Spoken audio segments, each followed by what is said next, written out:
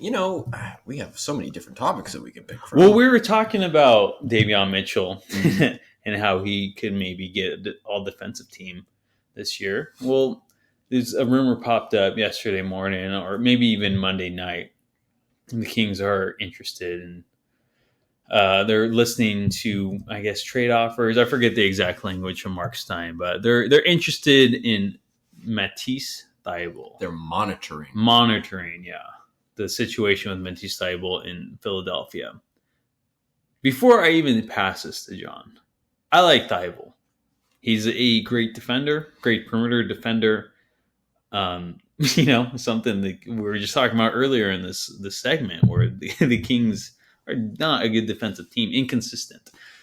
I mean, if you can bring in a guy like Thybulle, I say why not? He's a restricted free agent next year if you extend the qualifying offer, and then I guess again the next year if it's only a 1-year deal. But if you can go get this guy, I say why not? Like Terrence Davis, I think is the most obvious choice, or maybe even Rashawn Holmes, because the Sixers need a backup center. As John was telling me, Harrell's not doing, or Harrell. I always say Harrell, but Harrell isn't doing the best job as the backup center in Philly. If you can dump off one of those guys for Thybulle, might as well. I get it; he's not the best offensive player. Neither is Mitchell. And we were just talking very highly about him. I say if you can get a defensive-minded guy, why not? A couple of notes. One, the Terrence Davis swap, if they were going to go player swap, that would work money-wise, because Thybulle, I think, is only owed 4.3 money. 4.3 monies? That's it. 4.3 million. Shit. Oh, man, that's a lot more zeros than I thought. And so that kind of, you have to do a little bit more to do the Holmes thing. I'm not sure Philadelphia wants Holmes. They've had Holmes. That is I don't know. I have no idea. But from what I've read from some of the Philly blogs, and there was even one that included a poll, and it said something. It's like, how much do you trust Montrezl Harrell? And it's like, are you either very confident, not confident at all, or we'll see come April, May? And the vast majority said not confident at all. So of course that plays into it. But listed to another team, maybe even among the Kings, there's a team looking for a backup 5. That's a good point. He almost came over in that Buddy Hield Russell Westbrook trade that fell through. Mm-hmm. That would have been interesting. At this point in that backup 5, it's like, you might as well just try anyone. Metu's our backup 5. Metu. Yeah. I'm talking shit about Metu a little bit. And we do have a topic about the backup 5 and another name. Okay, I'll save it. Yeah, we'll have plenty more to say about Metu in a bit. Stay tuned.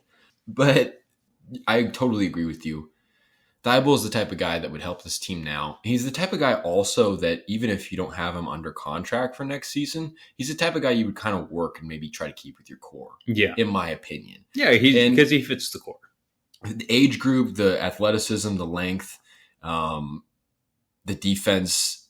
You talk about, you have the top ranked offense in the league and the 21st ranked defense.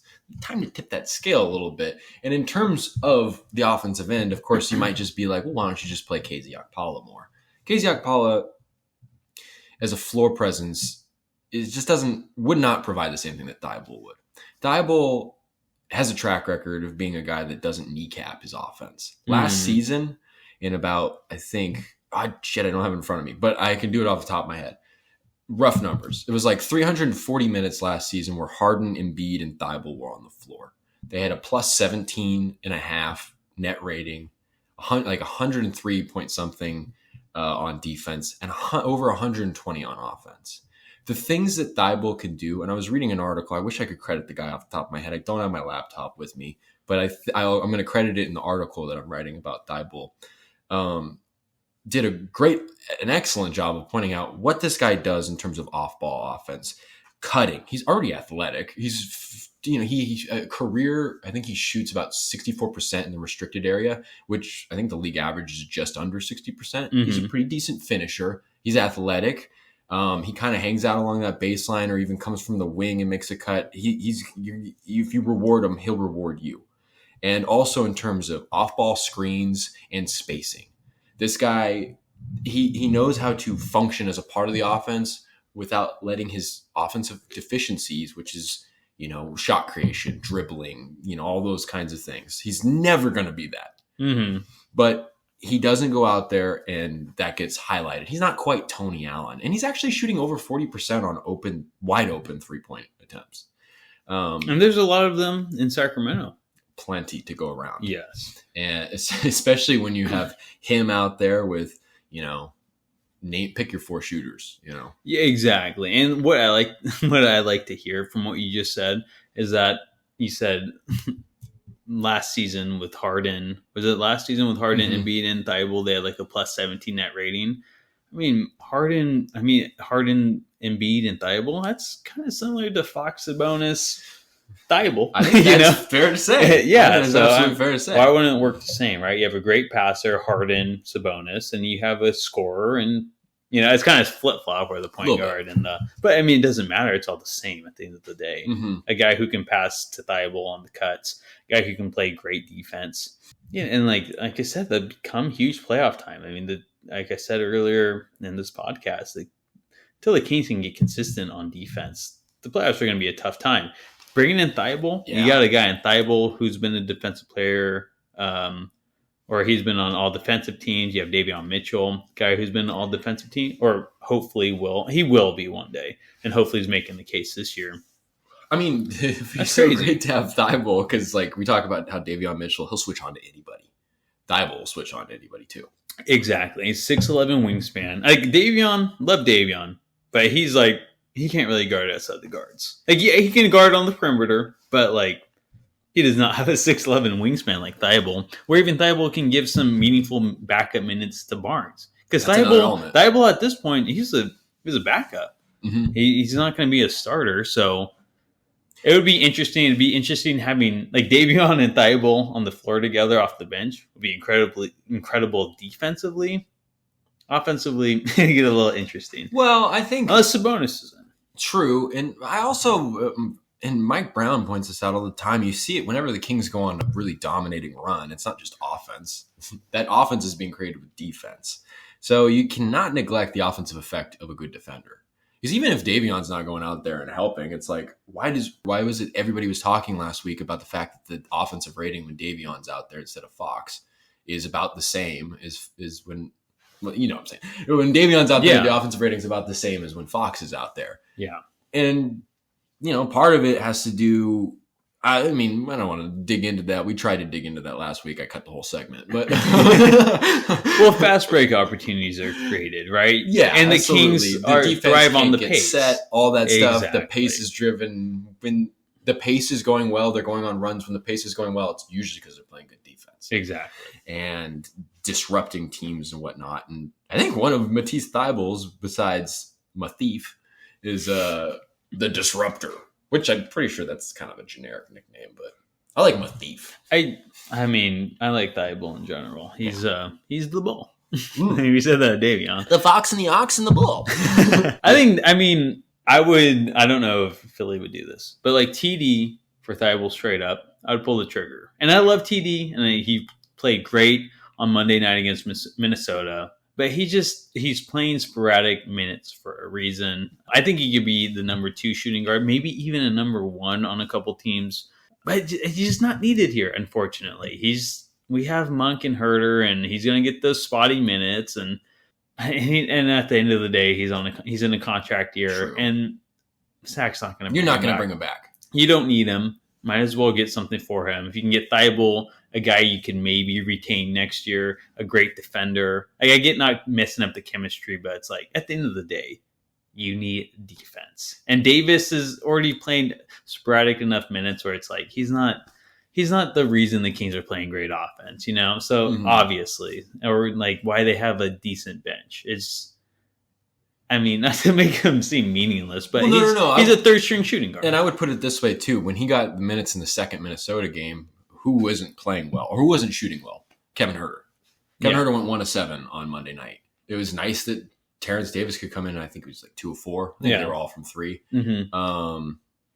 That's really nice. That's a luxury, though. The Kings, on a nightly basis, could really use defense and length. Exactly. Terrence Davis is a very, like, I love the way he plays. He plays with aggression, and that does translate on the defensive end. He constantly wants to get better on the defensive end.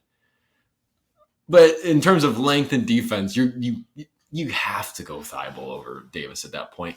And also, kind of the point that you made also, it's just like, Kings are not going to try to make a pursuit for Davis at the end of the season. They would make a pursuit for Thybulle. Exactly. That could be part of the future plan. Mm-hmm. And Thybulle can play the backup three. Where Davis, I think it's a little more of a stretch. You're definitely playing a 3-guard lineup at that point. Exactly. You don't feel like you have to hang your hat on that title when Thybulle's out there. Yeah, you can call him a 3 for sure. Yeah. Oh, well, though, he doesn't have like the biggest frame. He's not like the strongest guy. He's got the length. He's got the length, and he's a great defender.